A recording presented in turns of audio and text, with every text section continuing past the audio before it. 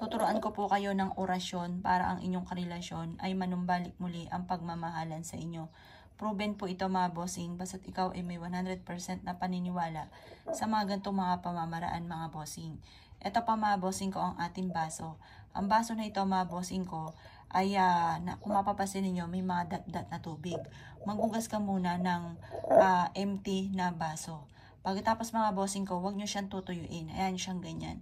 Ngayon, ibubulong nyo po dito ang lahat ng nais po ninyo. Halimbawa, ay po ganito.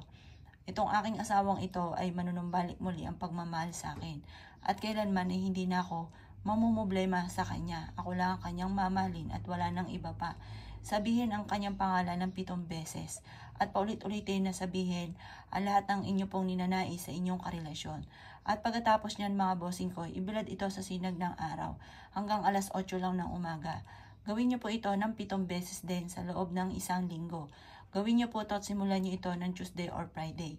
At pagkatapos mga bossing ko, pagkatapos yung ibulong po dito ng 7 beses ang inyong nais at ganoon din ng 7 beses na kanyang pangalan, ay pagtapos nyo po niyan, ibilad sa sinag ng araw at ilagay sa ilalim ng higaan.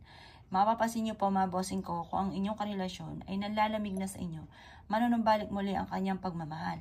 Basta mga bossing ko, lagi nyo sasabihin ng 7 beses ang inyong nais at ang 7 beses din po ng pangalan ng inyong karelasyon. Subok na po ito, kaya ako ikinaniniwala at nais nyo po itong gawin.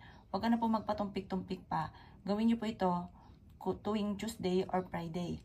Ngayon, sisimulan niyo siya ng Tuesday or Friday at 7 araw na nasunod-sunod na walang stop. Kapag po ikay nakapaklaw ng isang araw, uulit ka muli sa simula.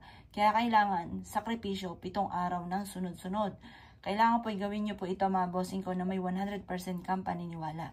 Kung hindi ka naniniwala, ay huwag mo na lang papansinin ang ating video. Kung ikaw na may naniniwala, gawin niyo po ito ng mula sa inyong pong puso. At walang kahit sino man ikaw na pagsasabihan.